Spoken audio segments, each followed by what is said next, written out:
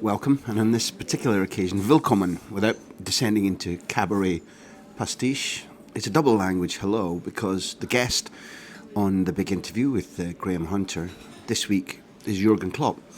Jurgen is not our invited interview this week because he's the manager of one of the teams in the most hotly anticipated Champions League quarter-final for many years, as on Wednesday, the Wednesday of this week at least, Liverpool face Manchester City. Jurgen Klopp seems to embody everything that I like in sport, maybe even in life. Big character, big man, gregarious, idiosyncratic, noisy, easy to mistake, but once an acquired taste, somebody that grows on you, somebody who makes you laugh. And in this interview, you'll hear me beginning, if you've not heard any of the interviews before, a certain tone, a certain level of appreciation of the guest is there. It's definitely not the Spanish Inquisition, albeit I do live in Spain. What you'll hear about me expressing my feelings about Jurgen is the happiness that he seems to generate to me because he loves his job, because he is like any of us would be if we were in charge or if we were scoring the goals or saving the penalties. He shows it's a damn privilege to be where he's at. And that made it interesting enough for us to invite the former Mainz, Dortmund and Liverpool coach to come and talk to us about life and love and happiness and James Bond.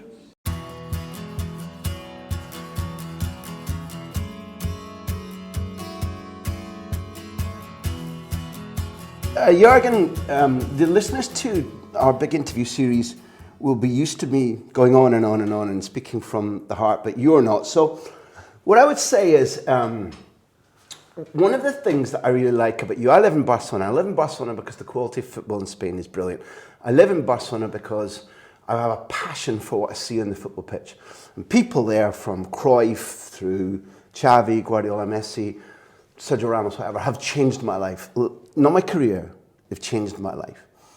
What is it about you that radiates to me through the television set happiness? Are you conscious of what it is that, like, for example, when my wife said, you're speaking to Jurgen Klopp? No, I'm not kidding. What do you do to people? What is it that you transmit?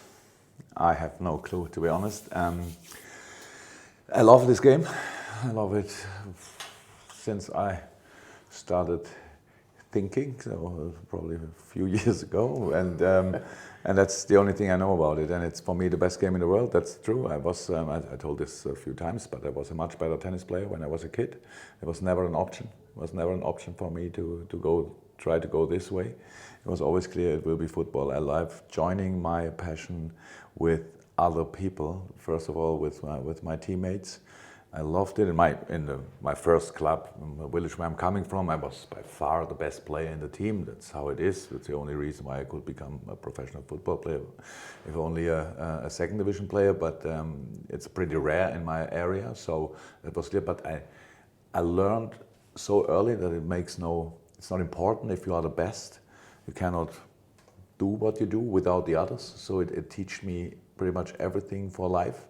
And that's what I still love in the game, even when the game changed or the business changed, if you want.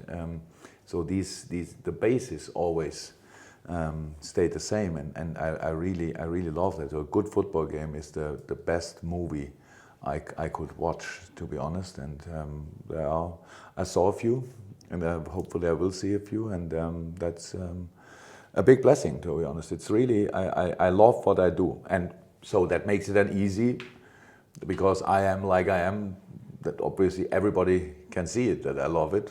I have no problem with that. I had a lot of embarrassing moments with my face or with my behavior, stuff like that, because I'm so involved in the game during that 90 minutes. And but yeah, to be honest, I never really thought long about it. It happens to me in a football game, and it's only because of the game. There's no other reason for it. But you laugh and cry a lot, which is a good thing in any human being. Most people don't show that. Why don't you never bother to hide things that are real? Yeah, but you have to ask my parents about what you would have, because I have no real clue why is that like that. It's for me. It's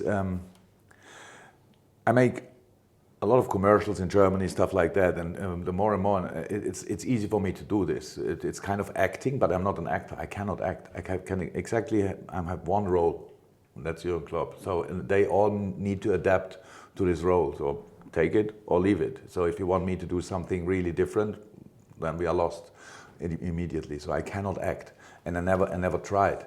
So I am with all the consequences. It's not so nice, and I developed as a person, thank God. So I was different when I was younger, more emotional, stuff like that. Calmed down a little bit. But so it again, it happens to me. If something is important to me, I cannot hide my feelings. So that's how. When I'm really happy, everybody can see it, and if I'm angry, everybody can see it. If I'm sad, everybody can see it. But of course, I try to go then somewhere where nobody can see it, but it happens like it happens to all the people around there. And I'm not interested in the opinion, the public opinion. So I'm responsible for my family, for my friends, for my club, done.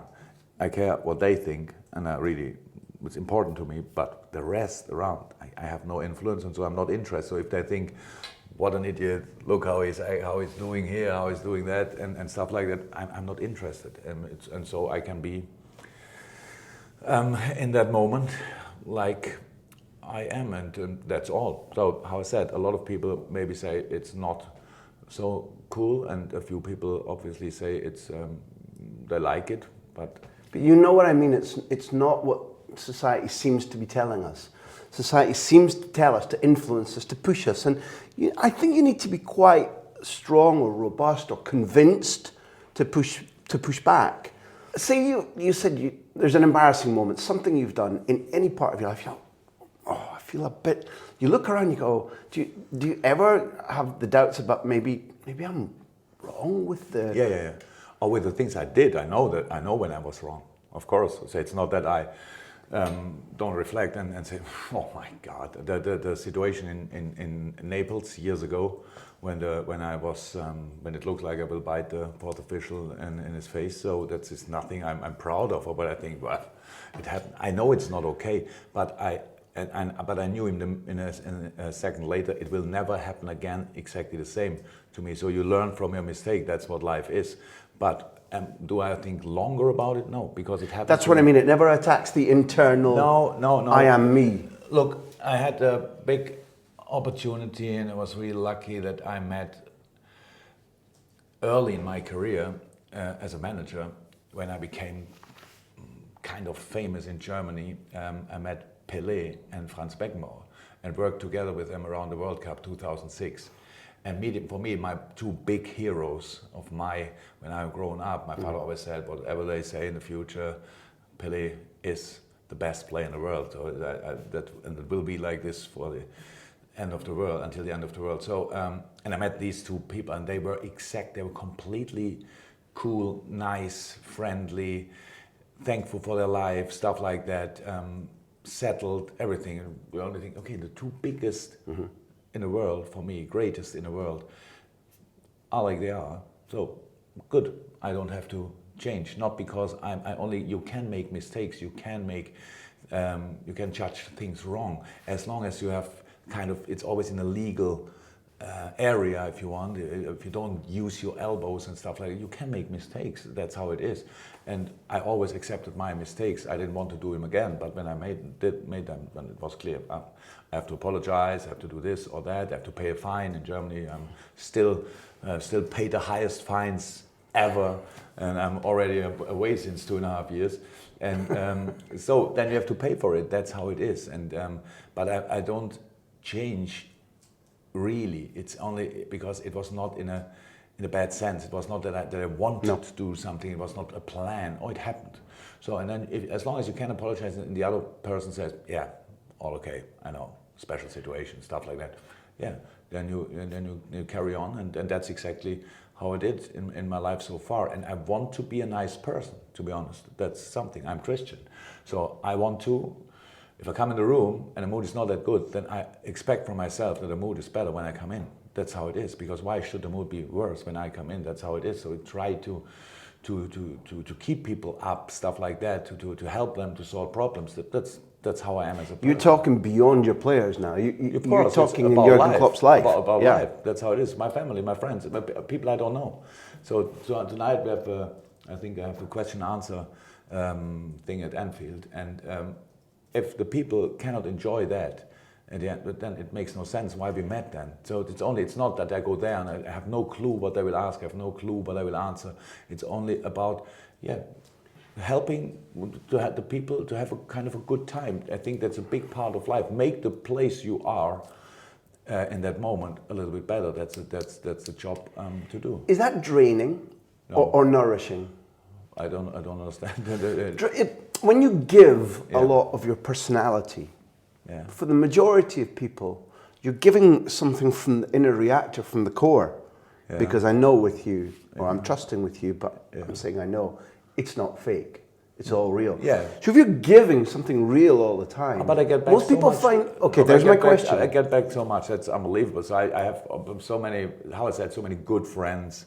I have a world-class family, love to bits, and that's all good. I work in a club with people together. I like all of them. That's really like this. So because it's easy, you get always back. It's always like this. In Germany, we say how you shout in the forest, it comes back. So and that's how it is. And I believe in that. And if you meet somebody that cannot appreciate that, it's not a problem, because that doesn't mean that it's wrong. It only means, okay, there's no connection, that's not the same energy or whatever that happens. But you meet most of the people not a second time in your life. You meet them once and you forget it. Why should you be bothered about that or take this with, I think I have to change because they betray me or something like that.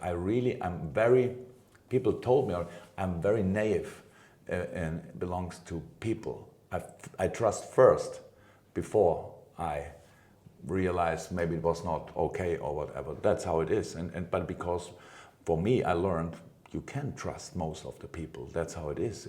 Nobody, the people and I'm 50 years old, so I met a few people. My hand is easily enough to say how many people it was not worth it to trust them, to have. So over 50 years, the 5 fingers, I would say max. And I can't remember the 5. If you ask me, I have no idea. I forget that immediately. So if I'm angry with somebody and he calls me 4 weeks later and says, I want to say sorry, what was the argument about? Sorry, you have to help me. So I don't put it in my backpack and carry it around and say then, if I meet him next time, I will tell him. You have to solve the problem. You're making me feel, you're doing a bad thing now in your life because you're making me feel ashamed. Because I'm like, what is all my stored up anger and revenge about? I need to be Jurgen. But no. But I can. But by the way, I can keep it. I have this, and I live it actually in football. This kind of revenge. I want it, but in a sports way. Yeah. So it's like they kicked us. We will see us again. So I like that. But for me, that's why I love sports so much, because you can live it without really hurting somebody. You only win a game next time. It's not they won the last one, you win the next one. But it's still. Yeah, of course. I have that in myself, but it's not for life. I don't use it for life. I'm not sanctifying you, believe me. But when you express all this, how you've lived, not just an inner belief, it's how you've practiced. Do you feel like, there's a lot of proverbs in Germany about forests, because there's a lot of forests.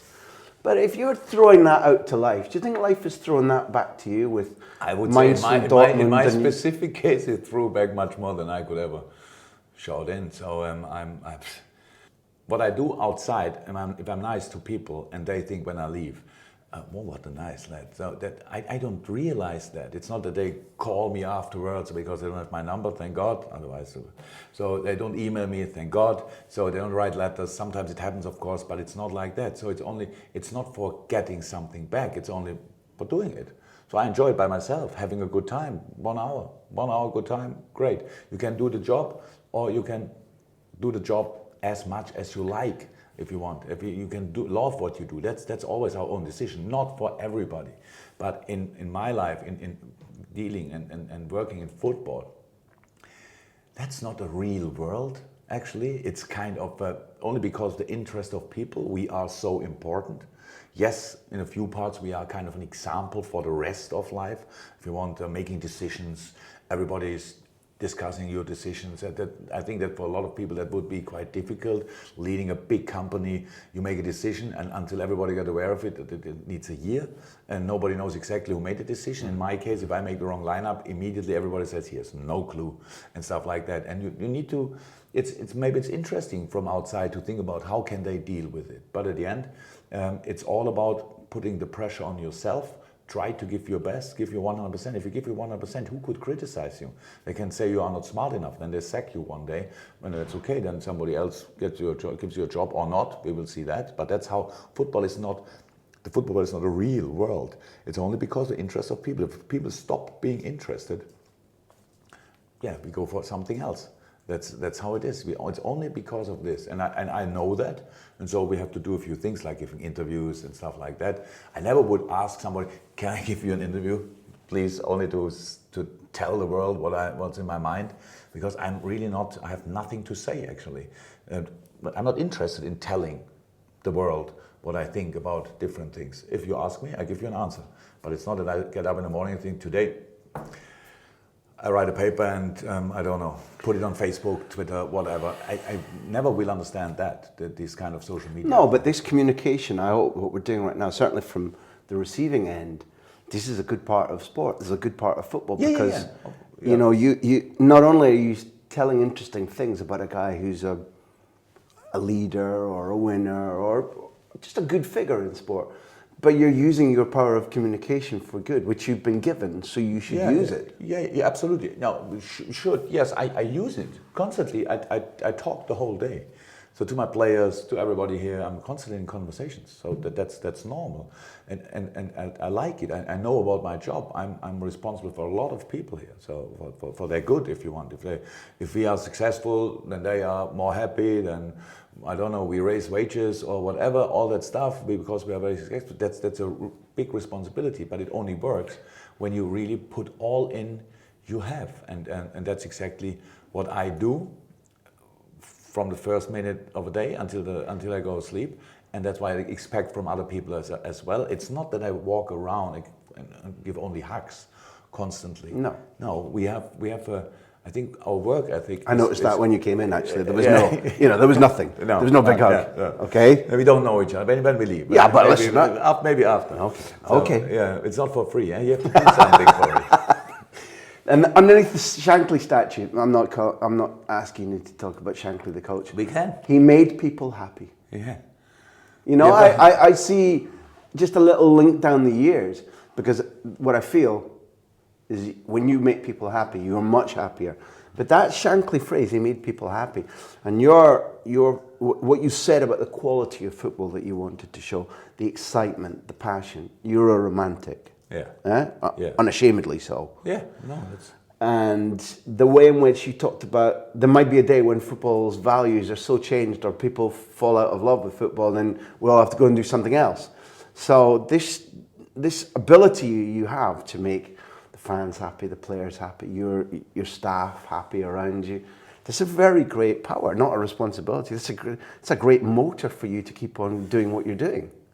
I don't know exactly. I realize that it works like this. So when I was at Mainz, when I started, about 11 years as a player and 7 years as a manager. When I left Mainz, it was a clear plan. I had this conversation with my wife, with Ulla, and we said, we cannot be that close again with another club. Oh, it's not normal. Because when I left, everybody was crying. I was crying. All the people were crying. Yeah, it was unbelievable. So it's on one side nice, but I didn't think it was not what I was looking for when I started. It was only I wanted to do everything as good as possible. Yeah. So, and at the end, when you leave or they sack you, for me, I hope that I really still can. When we meet a little bit later, we can look in each other's eyes and say, "Hey, it was a good time, wasn't it?" So stuff like that. And we went to Dortmund, and after 1 year, we realized, wow, here we go again. Full throttle in everything, close to CEO, close to sports director, close to families, close, stuff like that. Players were like my sons. They're still today best friends of my sons. It's the same age group. So when we are on holiday, they visit us. They come. It's not because, maybe a little bit because of me, it's more because of my sons, but they are, how is that, same age, and then you sit there and think, well, that's strange. So, and then you come to Liverpool, and then it's another country, we are very similar, England and Germany, but still another culture a little bit, stuff like that. I'm now not the coach anymore, head coach like in Germany, now I'm the manager. Now I have a lot more power, if you want. Yeah. So I think, okay, yeah, maybe it's a little bit more business, like usual, stuff like that, and after 2.5 years, it's exactly the same. So it's not that I planned that. It's just it happens, and now we are close again, and we all enjoy it. I think we could ask pretty much, everybody in the club which works with us. It's a good atmosphere, a really good atmosphere, and I really think it's our job to do that. If you love what you do, the people you work together with, they need to get the benefit of that. It's not allowed that I'm the only happy person in the club. That makes no sense, because I get the biggest wages and I have this and that, and I'm only the luckiest guy of all these people, if you want. So it's only to try to share the things you have.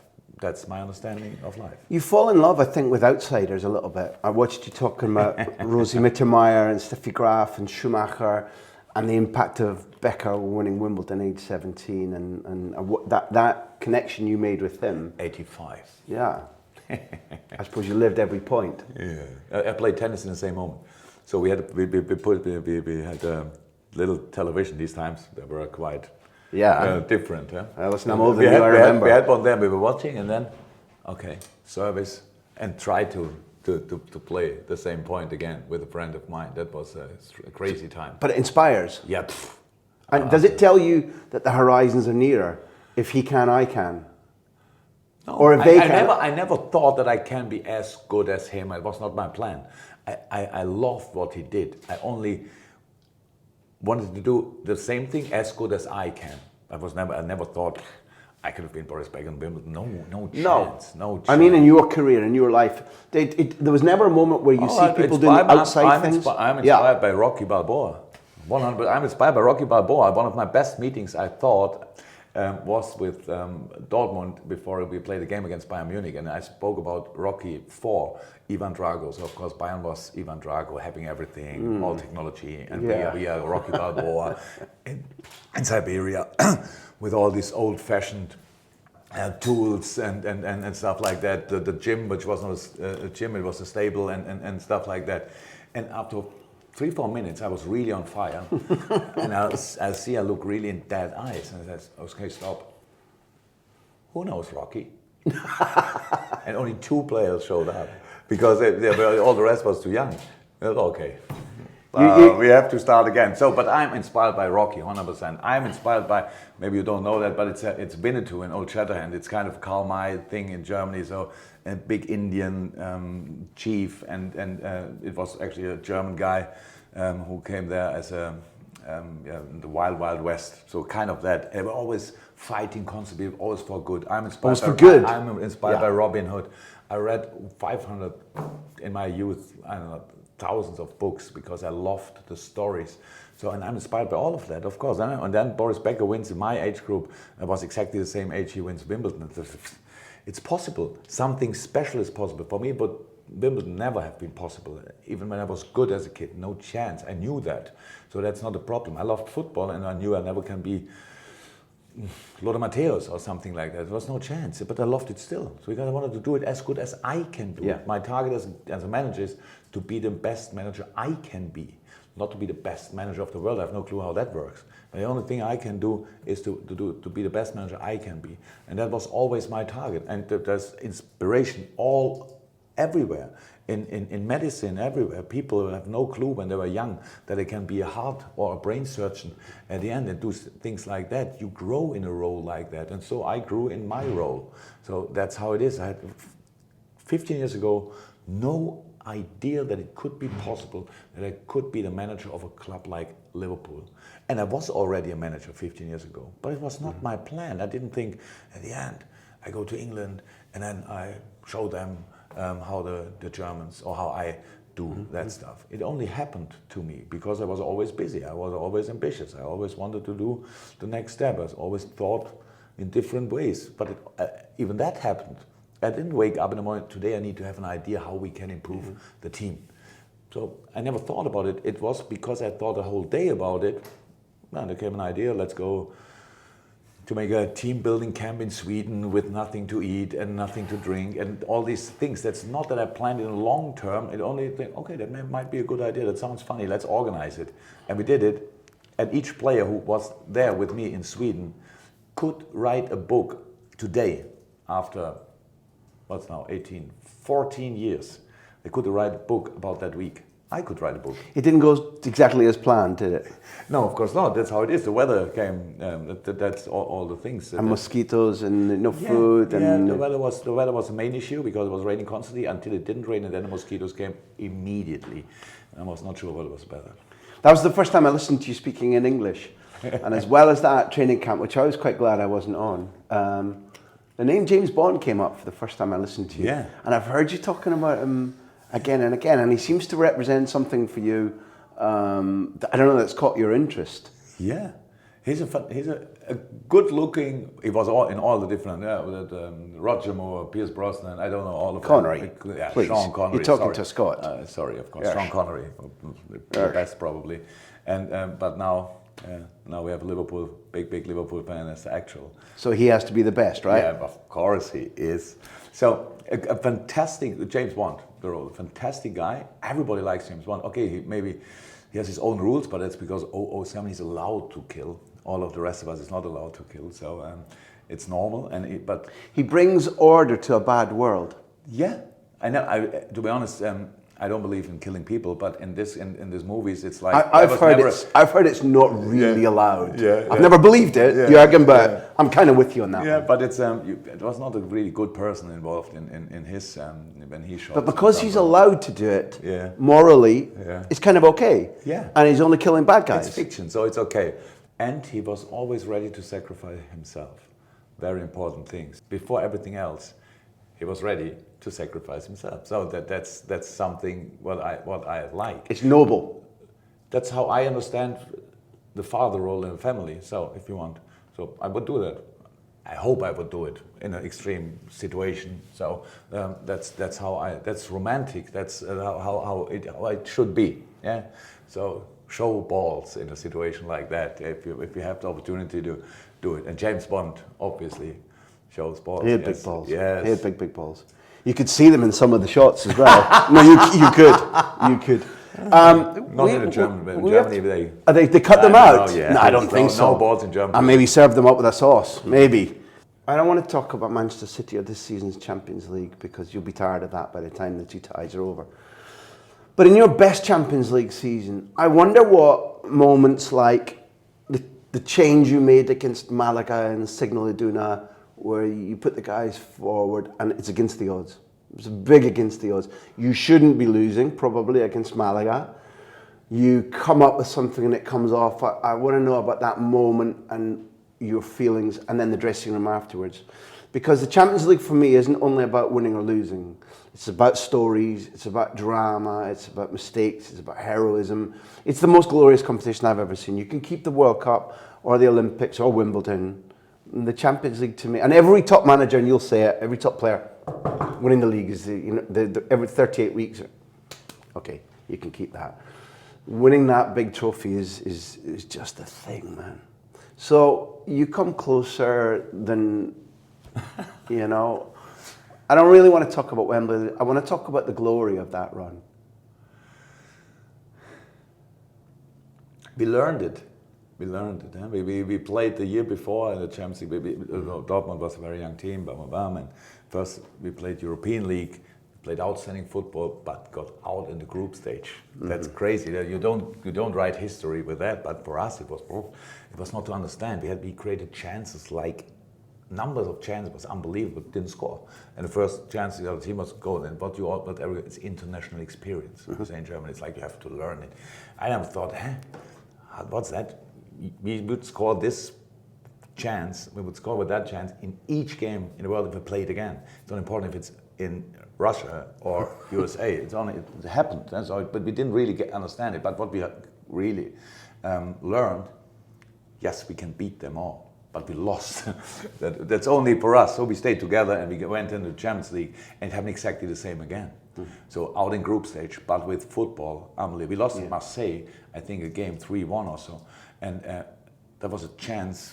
It was a beautiful game to watch. As a statistic, it was like, I don't know, 15 for us to 3 for them and 3-1 losing. How did that work?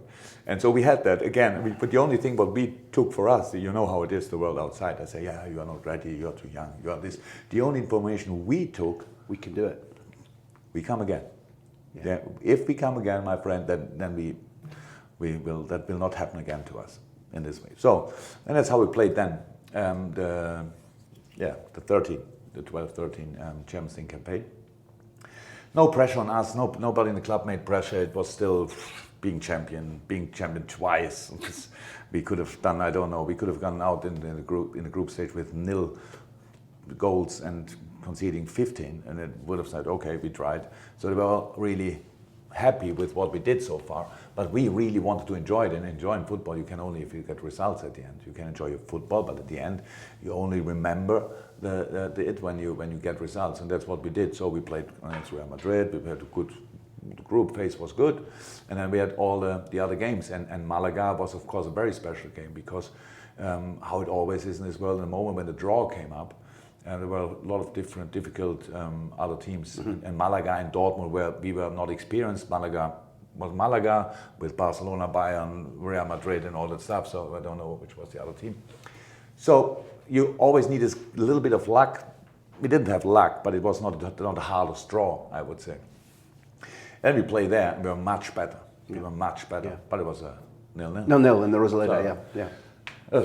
Mario Götze missed a few big chances. Okay, so, but how the football world is, they sorted at home. We didn't think like that. We knew it will be hard. They were more experienced. They had more experienced players in their side and stuff like that. It was a Pellegrini team also. Yes, absolutely. And then they came, and won it up. Wow, big blow. It kills the atmosphere immediately. Everything is like this. Boom. Wow. So, but in this game, with all the difficulties and all the crazy things that happened, offside goal there, offside goal here, and all that stuff, of course, what was of the best things I ever was part of. It's a crazy thing. And then when you are 2-1 down in a game like this, and as a manager, if you're really that's why I need my assistant for everything. So he's the best coach in the world. In a situation like that, you're on the sideline, you talking to him, and in the same moment, looking at the formation and thinking, okay, wait, if you do that like this, what happens? It's not possible. So you need really strong and smart people around you. A side brain. Yeah, absolutely. And then you sit back and you talk for a second and think, okay, come on, what are we doing? And then Felipe Santana there, Mats Hummels was not fit, Nuri Sahin back, only chip balls. But what we didn't say, and never spoke about it before, I spoke about it later a few times, don't make any fouls in fights for these second balls, because we had now long balls. We played now long balls, but it was not typical for us, but we had to do it now, and then you bring all these tall players up there. But very often it happens that they are so overly motivated, a foul, free kick for Malaga. And the momentum goes, and the wasting time, which you suffered at Sevilla. Yeah, absolutely. Yeah. So, and things like that. So, and we didn't speak about that, but the boys did it. There was not one free kick for Malaga in the last 5 minutes. Means the ball was out, yes, throw in, things like that. But that made all the difference. And Mats Hummels and Nuri Sahin chipped one after the other in this direction, and we were jumping for all the balls around. And it was so good to watch how smart they were. And it's not that it's not a teach them. Our own story gave us the opportunity to learn it. So, and afterwards, always when I know, and now it's be starting and long balls, I always say, boys, don't make fouls, really think about it. Use your body, but not in a crazy way. It helps not if you jump in somebody, we really need to reach the ball and not to create a free kick and stuff like that. But before that, it was a big lesson for me. My team teach me that it's possible to do it only because you learned it, they had the confidence, they still believed in it could happen. Nobody was sure about. And then we won that game in a crazy last 3 minutes. And so it's, of course, one of the best experiences I've ever had. So football is strategy, but it's also about Absolutely. films and belief and turning odds the other way around and doing heroic things. Like we did against Dortmund at home here with Liverpool. That is another wonderful story. And I really feel blessed to be part of that. That's how it is. It's so rare that you can be part of something really special. Yeah. It's not about football. So if it would happen in another situation in life, it's then what you would celebrate exactly in the same way. The good thing in football is if you have something, you celebrate it with 50,000 or 80,000 or meanwhile with 30 million people in the same second, and that makes it so special. It's people's stories. It's the human condition. I love the video, and I'm not really often on YouTube, stuff like that, but after that game, a few weeks later, my son sent me one video when people, I don't know how they did it, but celebrate their own filming their own celebration when they saw the fourth day in Lovren go. Wow. And it's like how they go completely nuts, and I say with goosebumps in my room and think, wow, that's the best movie I ever saw. So I was looking for a few more, and you couldn't find then a few when they really go nuts in their living room and see fathers throwing the kids through the living room, stuff like, yeah, and that was outstanding. So that's what makes it so worthy. That makes it so valuable that you really know in this 1 second we are all together. And life is, by the way, exactly. You suffer together. Mm-hmm. So usually in life you suffer alone. It happens to you and then, poof, wow, really? Yeah. But in football you suffer with so many people together. The only problem is in this world of social media, in the moment when you suffer, you're also a little bit angry maybe, and you shoot it out in the world. And immediately everybody knows, angry. I'm angry as well. They did nothing. They have no attitude, no this, no that. When we were young, until you found somebody who was angry as well, you was not angry anymore. So now we shoot it out immediately. That's really strange in that world. And so you can kill a mood. To suffer is no problem. It's part of life. But to make somebody else responsible for it immediately, you always find somebody who could be the reason. To blame. Yeah, to blame. You always find someone, but it's him, or it was him. And why could he didn't score in that second, and all that stuff. And then we pick it all up. You said before that, we make a big interview because newspapers cannot deliver. Don't do justice to football stories. Yeah, so that's how it is. Because they're always too late. Because it's always out. That the story is always written by somebody who put it in a smartphone or somebody else, and it's online all the time. I would love having the time back where you really wait for a story and say so. On Sunday, you get the story in whichever newspaper, read it, and I love it. Sit there, read the story, and he really thought about it. He took time to think about it and not, that happened? Okay, analyze. In a second. You cannot analyze things in a second. We all have to think. When I was young, it was always think before you speak. Mm-hmm. Now it needs think before you write. So really, please, think before you write, because it's so quick that we all give these messages out. And I'm really happy that I'm not 20 and I need to be part of this community, so I can easily ignore it. But it's not only good what changed in that part. Well, it's why we're here. We have to stop because of your commitments, but I don't want to stop just at the end of something that's so important. I think that you're also talking about when you bring joy, which you saw your son showed you on YouTube, you're also teaching people, I believe, that patience and not judging instantly what you see is worth it. Because if you never have joy, if you're never given joy by the thing you invest in, it cheapens you and you become quicker to blame and you get angrier quicker.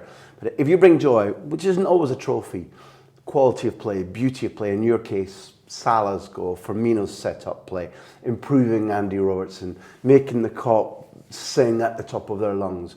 When you bring that and it's transmitted around people, people don't always do the things that make you unhappy, where it's like, it didn't fulfill my expectations, therefore I blame.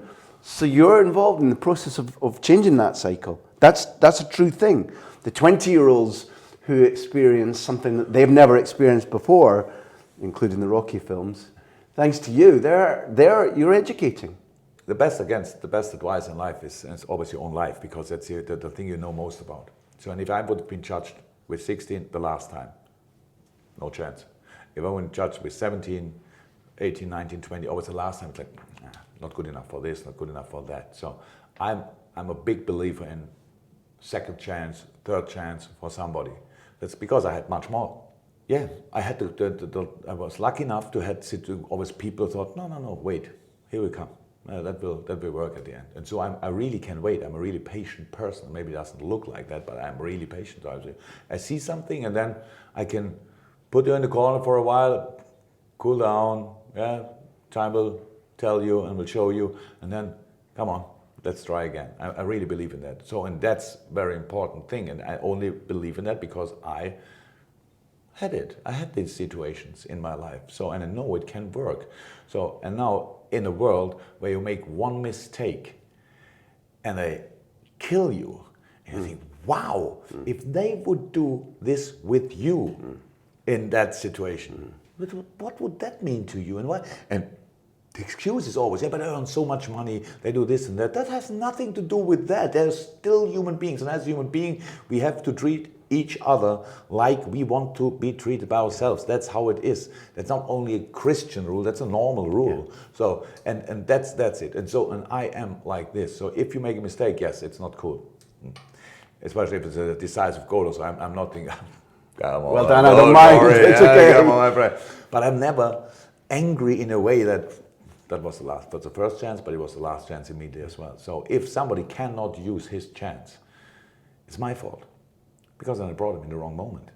So that's how it is. Andy Robertson is a good result, a good example. Yeah. So when he came in, we had a talk, we had a dialogue, and I said, Andy, we sit here because of your offensive skills.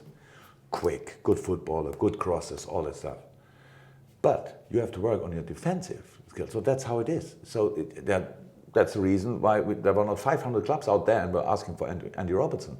Now, meanwhile, everybody thinking, wow, Andy Robertson, really? What a good, fantastic business. Only I don't know how much money and stuff like that. And then Andy came in. I said, boss, what can I improve? I'm actually, why we are talking? I told you in the first conversation, I'm a little bit disappointed because I cannot see a big improvement. So, and now you lost because you have no confidence. You lost even your crosses, you have lost this. So that's the situation now. So I never doubted your abilities, but it's not difficult to improve. And it's a maybe not a perfect word, not an attitude thing, but defending is attitude. I want to win the ball. I want to be close enough. I want to make the last step. I don't want to wait that he pass me and the next one has the challenge. So I want to win the challenge. So that's the thing. And it was this kind of talk. And obviously then he went, oh, okay, now I know it. But it was the same conversation we had in the first talk. So, and now he made these steps. Fantastic. Because it's not that I was angry that he didn't. But I knew he needs to feel it and to feel the need by himself. If I tell him constantly, he does it because I tell him, but it has to do it because it must be natural. I want to be a defender, and when I have the ball, I am a winger. That's a fullback job. I'm a defender until I have the ball, then I'm a winger. So, and I can shoot, I can cross, I can make volleys, I can make whatever. But when the other team has the ball, I'm a 100% defender. So, and that's what you have to do. That's the job to do. And that's exactly how it works in my understanding with football players. So most of the things, they must feel the need by themselves. Okay, that's where I have to improve. And then I can give advice. If it starts always only with my advice, then what exactly does he want? So, and in a group like that, with this high quality, you feel your weaknesses immediately. They don't want to show you are weak in that. They show it because they are good in this and that. And if you are not good in defending, they pass you like, I don't know, a broken car. So that's all constantly. They go like on a motorway, and that's when and you lose confidence and all that stuff. So, but you need to come in a situation where you really want to make the next step, and that's always part of it. Yeah, but I really believe in it. People have this inside. They have this. That we all want to be as good as possible. If we are not crazy or lazy or massively lazy, then we want to be the best we can be. But we always need somebody who can tell us, yeah, okay, I give it a chance. Try it first time. You didn't do it, no problem. Make this better, make that better, make this better, make that better. Get a second chance.